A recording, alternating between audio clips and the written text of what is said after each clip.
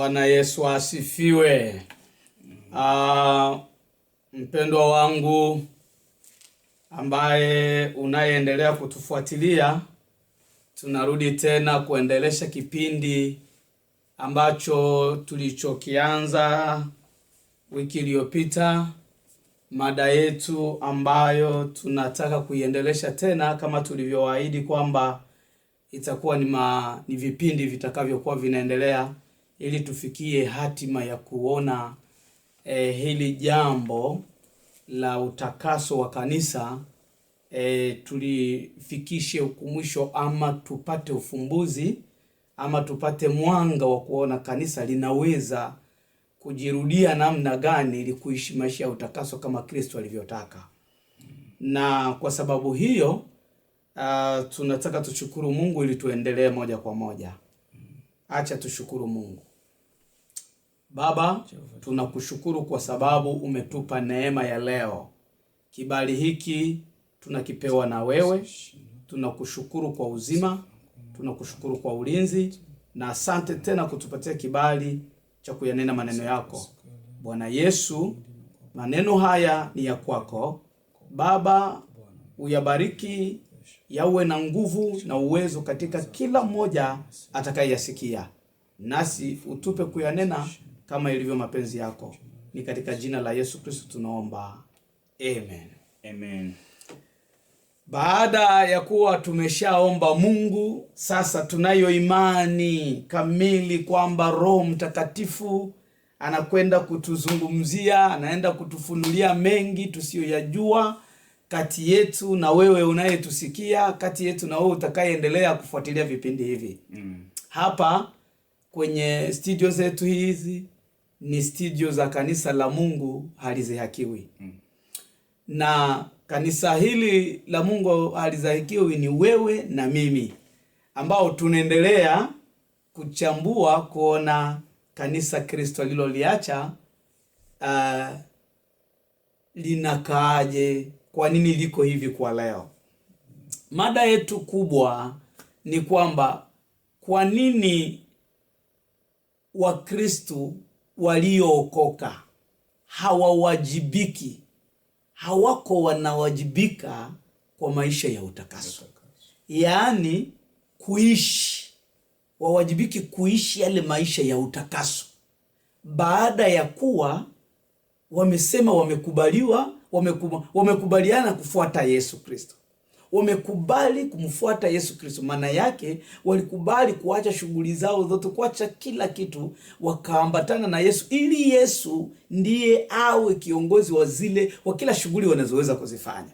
Sasa baada ya kuwa wamefanya hivyo, tunawaona sasa wanavyoishi. Hawaishi kama vile walivyokubaliana na Kristo kwamba watafuatana naye, ama kama jinsi Kristo alivyotarajia kuona hao wanaomuita, hao waliosema wamekubaliana naye, maisha watakayoyaishi kama maagizo yake, kama neno lake aliloliacha, neno la Mungu lisemalo, linavyotuagiza, linavyotueleza.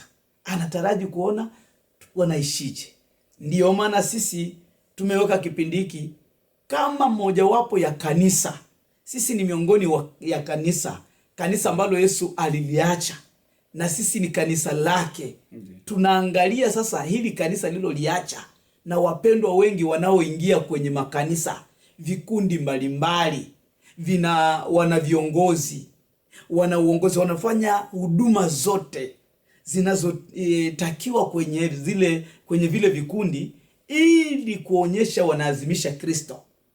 Sasa na sisi tuko miongoni mwa hao wanaomtumikia Mungu, lakini kanisa la Kristo, ndio maana tukaona kwamba hapana, hatujaenda vizuri kama vile kanisa la Kristo lilivyohitajika kuishi. Kwa nini haliwajibiki katika maisha ya utakaso?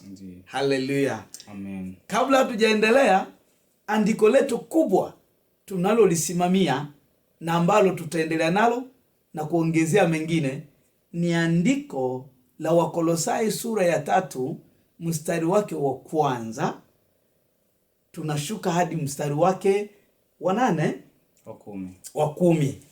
Sasa kwa utangulizi, labda wewe ambaye ndo mara ya kwanza utaingia kuona kipindi hiki, ili usije ukakikamatia katikati, tutakuomba karudilie kwenye kipindi kilichoanza cha kwanza. Lakini tukupe utangulizi tena, ni kwamba Wakolosai sura ya 3 na mstari wake wa kwanza hadi 10 inasema kwamba ina vipindi viwili. Mstari wa kwanza hadi huu wa 4 naeleza watu waweze kuvifisha viungo, ndio wasisumbukie mambo ya hapa chini ya jua. Acha tusome ili tuende. Basi mkiwa mmefufuliwa pamoja na Kristo, yatafuteni yaliyo juu, Kristo aliko ameketi mkono wa kuume wa Mungu. Yafikirini yaliyo juu, sio yaliyo katika nchi, kwa maana mlikufa na uhai wenu umefichwa. Unasikia? Umefichwa pamoja na Kristo katika Mungu. Kristo atakapofunuliwa, aliye uhai wetu, ndipo na ninyi mtafunuliwa pamoja naye katika utukufu. Sasa hiki ni kipindi cha kwanza, kinahimiza lile kanisa la Kristo aliloliacha, hawa waliosema wamekufa na Kristo wakafufuka nao. Sasa Yesu anawaambia, kwa kuwa mmeshafufuliwa, kwa kuwa Yesu anatuambia kama kanisa, kwa kuwa tumeshakufa na Kristo na tumefufuka naye, basi viungo vyetu tumefichwa. Sisi tumefichwa na Kristo. Kwa nini tumefichwa? Kwa sababu tumekufa na yeye. Sasa anatuagiza tusumbukie mambo ya mbinguni. Kuanzia mstari wa kwanza hadi wa 4 uko natuagiza kanisa la Kristo lisumbukie maneno ya mbinguni, wala sio vitu vya hapa chini ya jua. Yaani vya hapa nchini. Ndio aina kipindi, hatua ya kwanza ile. Utaongezea? Na sababu wakati hapa Biblia inatuambia kiwazi kusema kwamba tumefufuliwa pamoja na Kristo. Ina maana kwamba Yesu mwenyewe alikufa ajili yetu sisi. Wakati alifufuliwa, tukafufuliwa pamoja naye. Na kufufuliwa pamoja na Kristo ni kama tumefananishwa na Kristo. Sasa unapokuwa unafananishwa na Kristo, na wewe instead ya mawazo yako kuwa kwa Kristo unafikiria ya dunia, bado hujafananishwa vizuri, juu mawazo yako na ya Kristo yatakuwa tofauti. Asante sana. Ubarikiwe sana. Kwa hiyo kipindi cha kwanza kinatueleza hivyo. Na inawezekana hata wewe uliko hapo, kiwa wewe umeshamwamini Kristo na wewe ni mfuasi mzuri wa dini wa Kikristo pia, maana unaingia kanisani, au yamkini na wewe ni mtumishi mwenzetu, mchungaji, mwinjilisti, mzee wa kanisa, mwimbaji, mama mkurugenzi, washirika, muumini mzuri, muombaji, na pengine Mungu kakujalia na neema ya karama. Vitu vyote hivi ni vizuri. Na ndiyo maana msingi mkubwa watu wanaenda kanisani kila siku. Kwa sababu lengo kubwa ni kwenda tafuta mambo ya mbinguni. Ubarikiwe sana wewe unaenda kanisani kila siku. Wewe unayeshughulika kwa kila kitu cha kanisa. Hichi ndicho kipindi ambacho Yesu anakiambia kanisa liwe. Na makanisa mengi yamewajibika vile. Hata sisi kila Jumapili tunaingia. Na si Jumapili, tunaomba kila siku endayo mbinguni. Tunatafuta vitu vya wapi? Vya mbinguni. Kwa sababu gani? Kwa sababu tulikufa na Kristo. Na tukafichwa ndani ya Kristo. Sasa leo tunakwenda kuzungumzia habari ya viungo vyetu. Hii itakuwa ni viungo vyetu. Na viungo vyetu ambavyo tunaenda kuviongelea hapa, hatari yake ya ibada sasa tunazozifanya, ndio tunakwenda kuizungumzia. Hatari ya ibada tunayoifanya. Kwa sababu hapa umetuambia tutafute mambo ya mbinguni. Lakini sasa wakati tunaenda kwenye zile ibada za kutafuta mambo ya mbinguni wala siyo ya chini. Maana kanisani tunaposema mambo ya mbinguni, mbinguni hakuna hivi vitu tunataka kuvitamuka. Ndio. Kwa hiyo ikiwa tunatafuta vya mbinguni hatutavipata hivi vitu. kwa vitu vya mbinguni. Sasa acha tusome mstari wake wa 5 ili tuingie kuiona sasa ibada hizi tunazozifanya kuwa ni ibada za aina gani. Je, zitakuwa ni ibada za mbinguni? Je, zitakuwa ni ibada kweli kama neno la Bwana limetuagiza watu waliokufa na Kristo watafute vilivyo mbinguni. Sasa tuone hizi ibada za kila Jumapili, hii Jumamosi, kuna wale wanaingia Jumamosi, kuna wale wanaingia Jumapili, na wale ambao wanafanya vipindi vya maombi, na wale wanaomba asubuhi, unaenda kwenye mkesho, unafanya kila jitihada zote. Uone hiyo ibada unayoifanya wewe ni ibada kweli ya mbinguni. Mstari wake wa 5. Tusome sasa. Fuatana nasi mpendwa.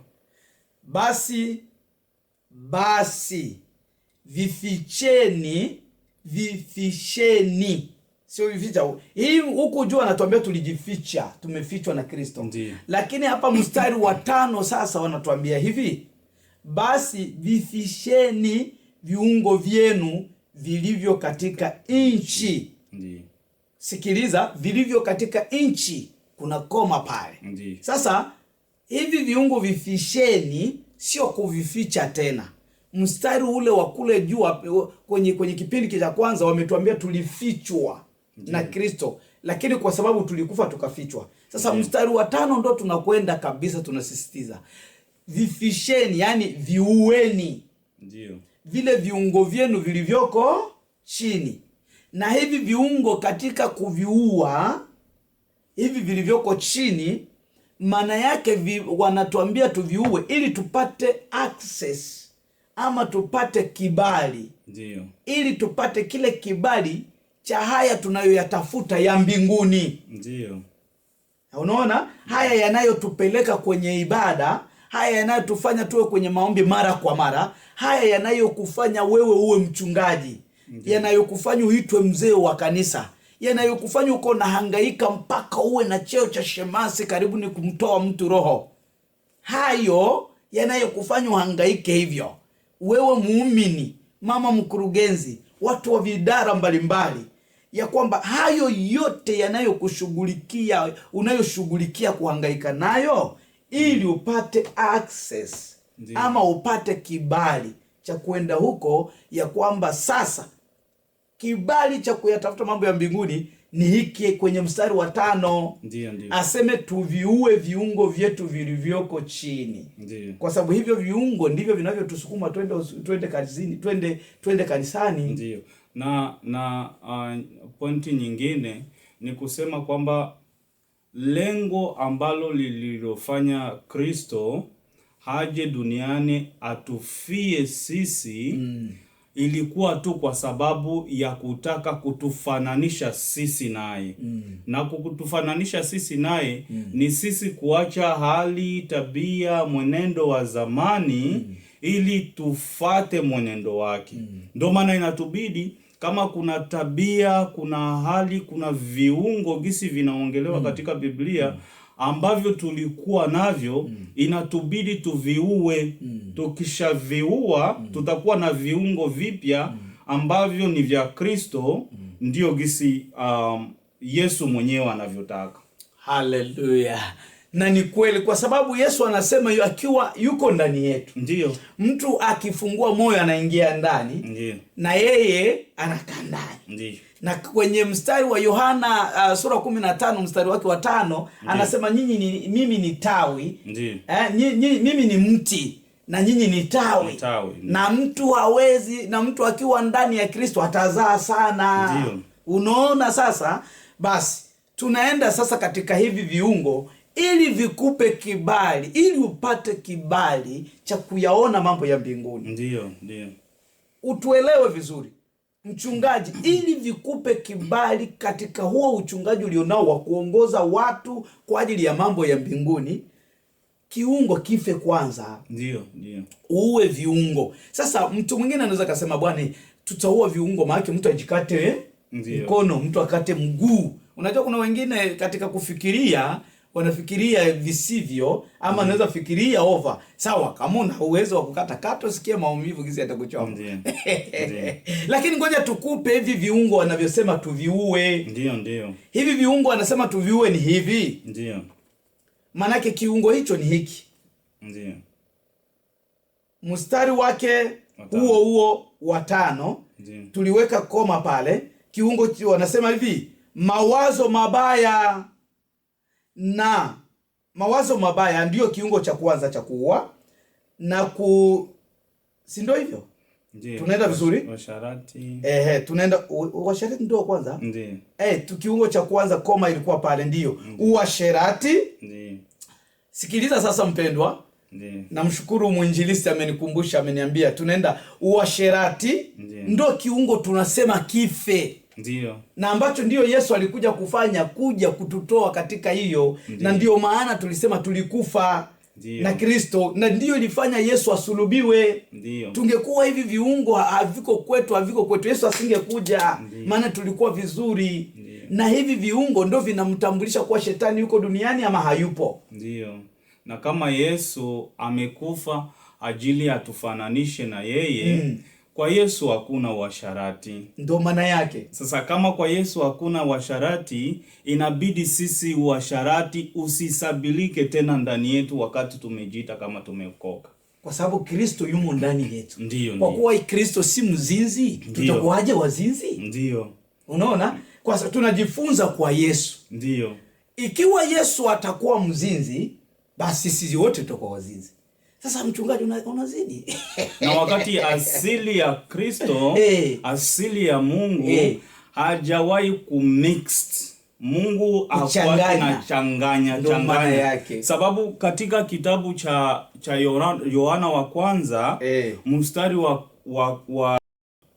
wa kwanza hadi 5, Biblia inatuambia hivi, tutashuka na 6 kidogo. Inasema hivi, na hii ndiyo habari tuliyosikia kwake na kuihubiri kwenu, ya kwamba Mungu ni nuru, wala giza lolote hamna ndani yake. Ndio maana yake. Tukisema ya kwamba twashirikiana naye, tena tukienenda gizani, twasema uongo, wala atuifanyi iliyo kweli. Ubarikiwe. Sababu kama ndani ya Kristo hamna uasharati, inatubidi sisi tuue uasharati ili tufanane na Kristo. Haleluya.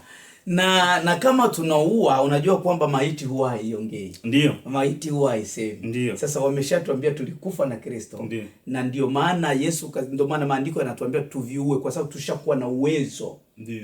Unaona? Tumekuwa na uwezo wa kuviua kwa sababu tulizika. Ndio. Kila kinachozikwa, kama mwanadamu amezikwa, akifufuka tena, tunamuita mzimu, si ndio? Lakini katika Kristo sisi tunafufuka, tunakuwa mtu mpya. Hatuitwi mzimu. Sasa kwa hiyo tunakuwa na uwezo wa kuua hivyo viungo. Sasa twende sasa. Kile kiungo kinasemaje? Twende na uasherati ndo wa kwanza. Ndio. Kiungo cha kwanza uasherati. Cha pili uchafu. Ndio. Cha tatu hatutende tunachambua kile kiungo kwa sababu tumeshatambua kwenye kipindi cha kwanza. Ndio. Tunakutajia tu hivyo viungo ili tuende kwenye hatari ya ibada. Ndio. Haya, ya kwanza ni uasherati, uchafu, tamaa mbaya, mawazo mabaya na kutamani.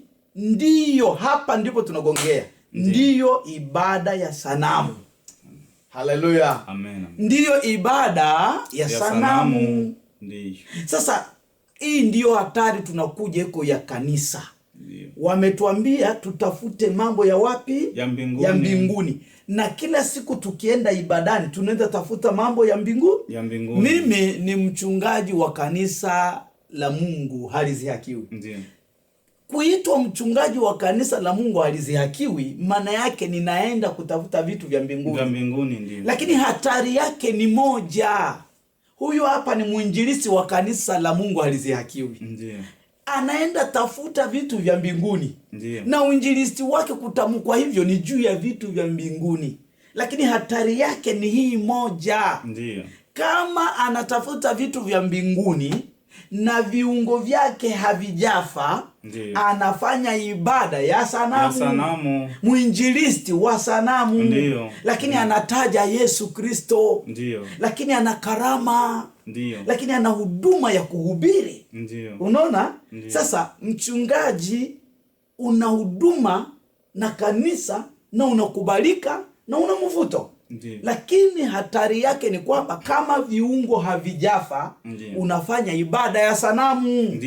Kwa hiyo mama unayeingia kanisani, baba unayeingia kanisani, mtoto unayeingia kanisani, ulishika imani na mtu yoyote, tunakutaarifu kwamba kama kanisa la Kristo aliloliacha, unapoenda kila siku kanisani na huku viungo havijafa, maana yake unafanya ibada ya sanamu, hata kama mambo ya mbinguni ndiyo unayoyafuata. Sababu kweli ni kusema kwamba unapokuwa uko tuseme kanisani, unapokuwa uko kwenye maombi, unapokuwa uko hata community, sababu maisha ya Kikristo hainaga break. Inabidi uendelee kuishi hayo maisha, ndio uzima wako uendelee kuwa, sababu Kristo mwenyewe ni uzima. Sasa sababu Yesu mwenyewe, Biblia imeshatuonyesha kwamba hachangamani na kitu. Wakati unapokuwa kumemory na akili zako huko unasema kama mimi na muabudu Mungu, na hivi viungo ambavyo vinatuomba sisi tuvifishe, bado ungaliki navyo, ule Mungu ambayo wewe unatia akilini, ambao unafikiria, haiko tena Mungu, sababu Mungu wa kweli anaga kala mbili. Unapokuwa mtakatifu na una dhambi, ule Mungu wako anageuka Mungu sanamu. Mtu ambaye anaye na huyo uwezo wa kujigeuza sio Kristo, hapana. Kristo hajawahi kuwa na uwezo wa kujigeuza kujichange, mara akwe dhambi mara akwe mtakatifu, hapana. Mtu ambaye ana uwezo wa kujigeuza ni shetani, sababu shetani ni muongo. Kuna mara anaweza akasema ukweli, mara nyingine adanganye, na hata ukweli anaposema anasema ukweli ili kujifaidisha mwenyewe. Sasa unapokuwa uko Mkristo, wewe mama ama wewe baba, unamwamini Kristo, ndani ya akili yako unasema kwamba ninamwamini Kristo, ninamuomba Kristo, na wakati ungali na vitabia vya uasherati, haiko Kristo tena huyo unamgeuza mara moja kuifanya kama sanamu. Amena. Ndugu yangu, mtumishi mwenzangu tuendelea kutusikiliza, unayetufuatilia, ni jambo nzuri hata wewe utafakari mara mbili pamoja na sisi ya kwamba hili jambo ni la muhimu. Na ni kujipima kati yako wewe mwenyewe na viungo vyako, kwamba kipimo chako kiko wapi. Unajua kipimo hakiwezi kuja kwa kusema kwa lugha. Kipimo usije ukajipima kwamba uko salama, uko vizuri na Mungu, ama uko vizuri kikanisa kwa sababu una cheo, watu wanakupenda. Hapana. Kipimo cha utakaso, kipimo cha kanisa Kristo alilolipenda liishi katika utakaso, sikiliza, ni kipimo cha kujipima wewe mwenyewe. Ujiangalie kweli, mama yangu, hilo domo lako, kinywa cha kwako, ulimi wako, ni kweli umeshakufa? Umefisha huo ulimi? Na kama umefisha huu ulimi, ungali unaongea nini sasa? Kwa nini hutamki? Yesu alisema mtu atakapotaka kuongea azungushe ulimi wake mara 7 ajue nini ataongea. Kwa nini wewe ulimi wako bado hauna break? Uongo, na we ni mama mkurugenzi, lakini fitina bado zinakaa. Unaona? Wagalatia sura ya 5 inatuonyesha hapo, kwenye sura ya 5, hata ukienda sura ya 5 pale mstari wa 17 hivi unaweza kuona pale matendo ya mwili ndio dhahiri. Unaona? Wanakuonyesha papa kwa sababu mwili na roho vinashindana, hata tuwezi kutimiza tamaa zetu. Lakini tunarudia, ulimi wako haujafa. Kwa nini?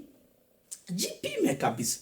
Hivi unaona unavyoyaongea yako sahihi? Unavyoambia mume wako, mama yangu wa ndoa, kweli unavyosimamia mume wako na kumwambia hilo domo, unavyojisikia kusimama naye vizavi, kweli Umekufa huo.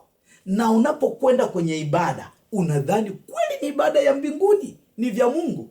Hii ni ibada ya sanamu. Ndio.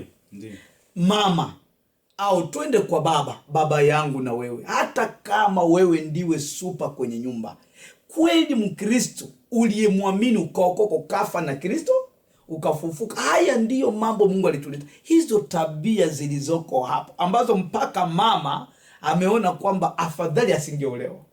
Kwa nini? Mkristo uliyekufa ukafufuka na Kristo, umefisha viungo vyako. Ajabu ni kwamba wewe mama na baba mkafunga ndoa au huwa mnakutana, muwe mmezana watoto, lakini habari za kusameheana ni ngumu. Habari za kutengeneza ndani ya nyumba ni ngumu. Biblia imetuambia hapa tunapaswa kuvifisha viungo vyetu. Tuko tunajadili juu ya utakaso. Kanisa kuwajibika juu ya utakaso. Hatuwajibiki kwenye kumbi zetu. Sisi hatuwajibiki juu ya kanisa tunapoenda kusanyika kwenye ile mikusanyiko. Utakatifu wa Mkristo wa kanisa haupatikani kwenye ile vikundi tunapoenda kusanyika umati. Tuko tunajadili maisha halisi ya kuishi na utakaso. Hivi sasa unaweza jipima. Hebu tuone sasa, kama tunaendelea na huduma hii, hatari si tunaiona hatari hiyo, kwamba ndiyo ibada ya sanamu. Na ibada ya sanamu hapa chini ukishuka hapa wanaonyesha ndiyo ghadhabu ya Bwana inakuja. Mstari wake wa sita inasema hivi, mstari wa 6, kwa ajili ya mambo hayo huja ghadhabu ya Mungu. Ndio. Hebu sasa ona hiyo hatari. Kama unazidi kuingia, kama unazidi kuomba, kama unazidi kuimba, kama unazidi kusifu, kama unazidi kutoa sadaka, unazidi kutoa cha 10, kama unazidi kuongoza kanisa, unazidi kuwa mzee wa kanisa, na wewe hivi viungo vinafanya kazi, bado fitino nayo, roho ya kupigana bado nayo, roho za kichawi zipo, tabia za waganga wa kienyeji unaenda, unashiriki, tabia za tamaa mbaya, ile tamaa mbaya ya kutokupenda maendeleo ya mtu mwingine vinakufurika ndani. Ina maana mahali hapa unafanya ibada ya sanamu. Hiyo ibada, huo mkusanyiko, mko mnakaa mnakutanana wote, mnapiga vinanda, mnapiga mziki. Jamani, hata waganga wa kienyeji kabla kwa kufanya aite pepo ama auguze nyinyi mnaokwenda kule, mnajua huwa wanapiga ngoma. Hata na wenyewe wanasifu ili mpaka ule pepo apande. Maana yake na nyinyi hata kwenye nyumba zile za ibada mnazokwenda kwamba mnaita mambo ya mbinguni, ni ibada ya sanamu, kwa sababu hivi haviyatoka. Sasa hatari yake ni ghadhabu ya Bwana. Ndio. Unalo kuongeza? Ndio. La kuongeza ni kusema kwamba wakati mtu anakombolewa anakuwa kiumbe kipya. Wakati unafufuka na Kristo, hauwezi ukawa tena kama zamani. Ukirudi kuwa kama zamani, manake unamrudisha, wanasemaga eti umemrudisha Yesu msalabani. Na Yesu hawezi akarudi msalabani, sababu alitukomboa sisi na dhambi na akatupatia neema ya wokovu. Sasa kinachobidi mtu kufanya ni kuachana na zile hali zote za zamani. Zote za zamani unaachana nazo na usizirudishe tena. Ndio maana inatumia neno kuzika. Wakizika mtu, tunajua kwa hali ya kidunia, tofauti na kusema kwamba siku moja tutaonana huko mbinguni. Tunajua kwamba hali za kidunia, mtu akishaenda kuzikwa yake yamekwisha. Hawezi akarudi tena hapa duniani. Na ndio maana Biblia inatuambia hapa eti zile hali za zamani zinapashwa zizikwe. Zizikwe, manake tunaziacha for good, ili tushikamane na Kristo na tuendane na Kristo. Haleluya. Bwana asifiwe sana. Tusome andiko la Mathayo sura ya 7 mstari wake wa 21. Ndugu yangu, fuatana nasi. Tunakaribia kumaliza kipindi chetu. Tusome sasa andiko lile. Kama nilivyokwisha kutangulia kusema, tunaona raha kuyasema maneno ya Mungu kwa sababu sisi ni kanisa la Kristo. Sisi ni kanisa la Kristo, si tu wa Kristo. Wa Kristo wakati mwingine wanakuwa kama wanamemba wa kanisa tu, wafuasi wa Yesu. Hata Yesu na yeye alifahamu wafuasi wa namna hiyo. Sisi ni kanisa la Kristo alilolifia mwenyewe. Na wewe kama kanisa la Kristo, Bwana, tunaona raha kuyatamka maneno haya. Tusome ili andiko katika kitabu cha Mathayo sura yake ya 7 na mstari wake wa 21. Inasemaje? Ili tuweze kuona kwamba tunapokwenda kwenye ibada, tunaenda kwenye ibada kwenda kuomba, kwenda kuimba, kwenda kushangilia, kuongoza, mchungaji na suti, mzee wa kanisa, shemasi, idara zote, mama mkurugenzi, tunaenda kwenye ibada. Tunaenda kufanya ibada ipi? Ibada ya Mungu, ibada ya sanamu. Unaona? Sasa wanaofanya ibada ya sanamu, Yesu naye anasema nini? Hebu tusome Mathayo sura ya 7 mstari wake wa 21. Anasema hivi, fuatana nami: si kila mtu aniambiaye Bwana, Bwana atakayeingia katika ufalme wa mbinguni, bali ni yeye afanyaye mapenzi ya Baba yangu aliye mbinguni. Mapenzi ya Baba yake aliye mbinguni ni kuua hivi viungo kwanza. Huwezi kuyafanya mapenzi ya Baba viungo havijafa. Hapana. Haleluya. Kwa sababu mapenzi ya Baba yanafanywa na viungo. Si ndio? Ili mapenzi ya Baba yajulikane, kinywa changu kiongee, macho yangu yaone, masikio yangu yasikie, mikono yangu iguse, miguu yangu itembee. Lakini sasa kama viungo hivi havifanya hayo mapenzi ya Baba, vitafanya ya shetani.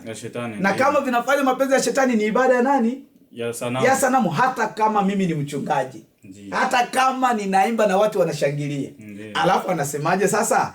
Kisha kuwa umefanya mapenzi ya Baba yangu, 22 nasema wengi wataniambia, ni Yesu anasema, wengi wataniambia siku ile, Bwana, Bwana, hatukufanya unabii kwa jina lako, na kwa jina lako kutoa pepo, na kwa jina lako kufanya miujiza mingi? Ndipo nitawaambia dhahiri, sikuwajua ninyi kamwe, ondokeni kwangu ninyi mtendao maovu. Amen. Tunatendaje maovu wakati uko tunamwita Mungu? Tunatendaje maovu mpaka Yesu atuambie ondokeni nyinyi sikuwajua? Unaombea mgonjwa anapona. Unaona bwana? Alafu mtu anaona maono usiku, sijui aliota ndoto, akaona mchungaji Julius yule wa kanisa la Mungu aliziakiwi atainuliwa, ama hapana ameporomoka, ama ataumwa. Mungu mpaka anakupatia hiyo kipaji, amekupa unione mimi. Unaona? Lakini baadaye Yesu anasema utakuja kumwambia, mimi nilitoa maono, nilifanya muujiza. Hapo anakuambia ondoka, sikuwajui. Hivi wewe hayo maono unaonaga ulikuwa ya nani? Mpaka Yesu aje akwambie ondoka, sikujui. Hakujui aena ulinionaga. Unaona? Hakujui namna gani na wewe uliombea watu wengi wakapona. Kumbe ulikuwa unafanya maombezi ya kisanamu. Alafu si Yesu. Hakuwa nakutuma, hakuwa nakuambia. Maana shetani naye anaonaga, si ni roho. Hiyo ni kweli. Maana ni kweli kwamba utakuwa wengi watakuwa wanakaa wanasema kama tunaabudu Mungu ama tunamtumikia Mungu, na wakati vile viungo vyavo vingali vizima, kumbe wanamtumikia Mungu sanamu. Lakini neno iko wazi, sababu hakuna mtu mwenye atakayesema kwamba mimi sikujua. Na wakati neno inatuambia kwanza uua vile viungo. Unapoua vile viungo ndipo sasa utaenenda vizuri na Kristo. Lakini ukishakuwa unaendelea kuishi au hivyo viungo, hata uwe kanisani, hata uwe unatoa pepo, hata uwe unaona maono kama mchungaji alivyosema, haitakusaidia kitu chochote. Mwisho tu utaambiwa na Kristo kama ondoka, sikujui. Sababu mtu ambaye uliyekuwa naye ukishikilia kama ni muumba wako haikukuwa Mungu, ilikuwa ni sanamu. Na unapokuwa unaabudu sanamu mbele ya uso wa Mungu haujulikani hapa. Haleluya. Mtumishi mwenzangu, unajua tunajadili mchungaji, tunajadili wazee wa kanisa, tunajadili hapa mashemasi na walimu na wainjilisti, tunajadili hapa waimbaji, mnatuimbia sifa, shangwe, vitari, vinanda, kweli vinatutia shamu na vizuri. Lakini kumbuka ya kwamba hata waganga wa kienyeji wanafanya hivyo, hata mashetani yanafanya hivyo. Sasa tunachotaka kukisema kwamba tunapofanya hivyo na Roho wa Mungu atukubali kwamba tunafanya hivyo kweli kwa kupitia maisha ya utakaso tulio nayo. Sasa tunazungumza kujadili kanisa. Kwa nini haliwajibiki na maisha ya utakaso? Haleluya. Mchungaji, kwa nini haukemei hizo dhambi? Kwa nini uzipingi? Maisha ya utakaso, kwa nini tu watu wanaweza kuwa wanavaa namna hiyo? Kwa nini watu wanaweza kuwa ndoa ambazo haziko salamu na ziacha? Hayetu, kwa nini? Sikiliza sasa, kwa kumalizia. Unaona sisi ni kanisa la Kristo. Na wewe ni kanisa la Kristo. Sika na kwamba Mungu alishakuambia ondoka hakujui. Bado nafasi ipo. Nafasi ya kurekebisha ipo. Unajua viungo vikisha kufa, Shetani naye anakujua. Ukitoka mule kanisani umesifu, kama wewe ni mwimbaji umeimba wimbo wa sifa na maabudu, tunashangilia, tunasifu, unatoka mlangoni pale, Shetani anakuona, anaona hakuna mahali pa kuingilia. Ukiwa nyumbani kwako haoni sehemu ya kuingia. Unaona? Kwa hiyo nikwambie, kama bado kuna nafasi ambayo Shetani angali anaona anaingia, ni vizuri ujipime. Uone hilo domo lako. Hicho kinywa ambacho bado unakipeleka kwa watu. Yaani ukisikia kwenye vikundi unawashwa, lazima ufanye. Ujue kwamba hicho kinywa hakijafa. Hicho kiungo ujitahidi kife. Kama ni kiuno ndo kinosikia, unasikia wewe ukiguswa tu, wewe binti ama mama tu wa ndoa kidogo, unasikia kama vile unataka kumrukia yule mtu, unachangamka namna hiyo, ujue kama hicho kiuno hakijafa. Ukiue. Unaona? Ukiue ili kanisa la Kristo liwe katika salama. Hayo ndiyo maisha ya utakaso. Yaani mchungaji, ukiona kwamba kuna kitu kinakukufuru na kitamadu kinataka kukusonga, ujue kwamba hicho kinachokusonga hicho kiungo chako sehemu hiyo hakijafa. Na wewe mama au wewe mama, wewe mama, mume wako ameokoka, anasema ameokoka, nyote mnaingia kanisani, lakini bado anakuambia ujipodoe ndo asikie raha ya kukupenda. Ujipodoe. Mama mtumishi, mama Mkristo, mmeokoka. Yaani hata kama ungekuwa mama mchungaji, unajipodoa, mara umeweka hapa, mara nini, mara mapua, mara nini. Sasa hauna tofauti na malaya, hauna tofauti na kahaba. Sasa yule baba unasema mume wako ndivyo anavyofurahia. Uongo. Maana yake mume wako akimuona yule malaya anapita wa namna ile, kisha unajipodoa, anaenda naye. Kiungo hakijafa. Hivyo anavyokuambia, anakudanganya. Unaona? Anakudanganya. Kwa hiyo Mkristo kabisa halisi ni Yesu yumo ndani yetu na Roho wa Bwana anafanya kazi. Mtu mwenye maisha ya kuwajibika, viungo vyote vimekufa, hatamani hivyo vipodozi vya nje. Si ndio? Sasa angalia kama hapa tulipo tunavyozungumza, mwanamke akipita anatikisa kiuno, anapita namna hii nini, akipita mbele yangu, macho yangu yanaangalia, naangalia, nasema viungo vyangu vinaniambia vyenyewe, vinaanza kuniambia baba, tumekufa. Kwa huyo tumekufa, sisi tumeondoka. Ndio maana unaona naongea raha kwa Yesu Kristo, kwa sababu vikitokea hivyo viungo vinaniambia tushakufa, tumezimia, wala hatufanyi lolote. Wewe je, vinafanyaje? Wewe kwako vinaenda wapi? Kwa Yesu nalo kuongeza. Anachotaka Kristo ni hivyo viungo vife, vizimie. Usidanganyike na kusema kwamba bado ningali naona ndoto na zinatokea, bado ningali nasikia message kwa Mungu, bado ningali nanyoshea mtu mkono na anapona. Usidanganyike na hivyo vyote.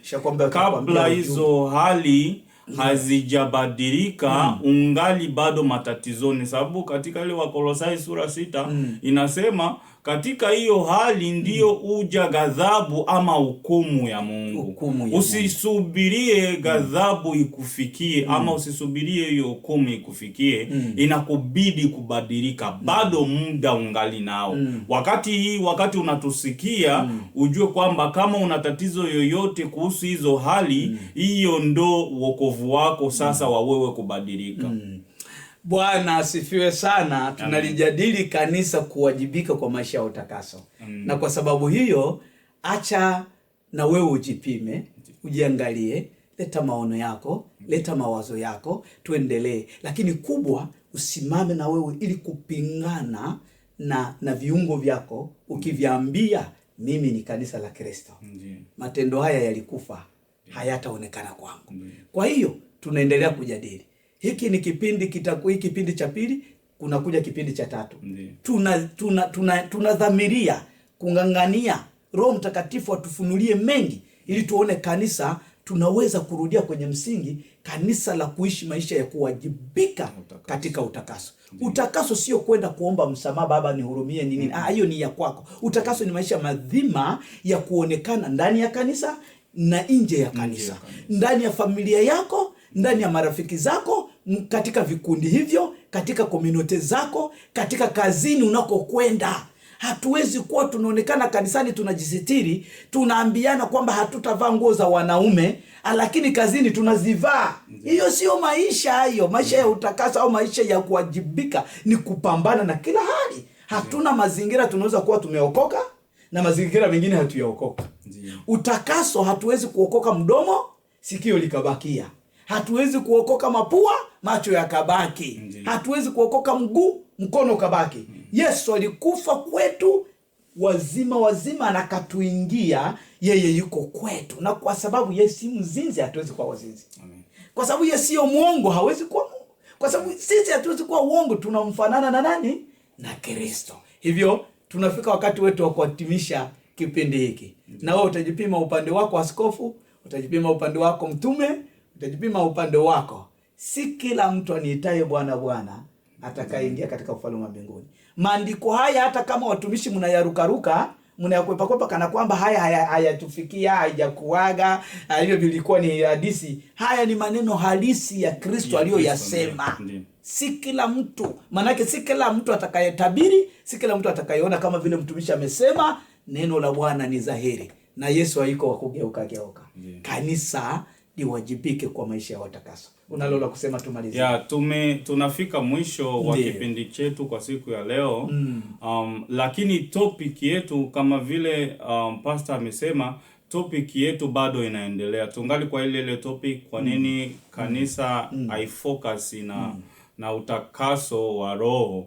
Topic inaendelea na kipindi chetu tutakuwa tunakirusha kila wiki. Kwa yoyote ambaye anaweza tufuatilia ndo first time, tungeomba usubscribe ili uendelee kupata vipindi vyetu. Na ya zaidi, kuna sehemu ya kuweka comment pale. Kama una neno ambayo ulitaka uchangie, unaweza ukaacha kwenye comment na tutaweka namba hapo, namba ya simu. Kwa yoyote ambaye ana maelezo ama neno fulani anataka achangie, anaweza akatuandikia. Tutaacha hata na email yetu hapo. Yeyote anapenda kuchangiza anaweza akachangiza. Na zaidi, kwa yeyote ambaye anaweza penda kujiunga na sisi katika studio yetu hii, anakaribishwa, anaweza katucontact, tutampatia maelezo ya kufuatilia ili tuwe pamoja kwa kipindi kingine. Asante sana mpendo. Wewe utakayependa kujiunga, karibu sana. Unaongea na mchungaji Julius Rukevya wa kanisa la Mungu Halisi ya Kiwi. Asante sana. Tunaongelea kutokea Kentucky, mji wa Lexington nchini Marekani. Basi Mungu akubariki. Tukutakie tena, tukutane kwa kipindi kwa sehemu ya 3 ya kanisa kuwajibika kwa ajili ya maisha ya utakaso. Andiko kubwa linalotubeba, Wakolosai sura ya 3 mstari wa 1 hadi 10. Leo tulikuwa tunaendelea kuangalia katika mstari wake wa 5 ambao unatuonyesha hatari ya kuwa kwenye ibada, kumbe ni ibada za sanamu tunazozifanya. Tatizo nini? kwa tatizo ni viungo vyetu kutokufa. Mungu akubariki. Asanteni. Tukutane siku nyingine. Asante. Amen. Amen.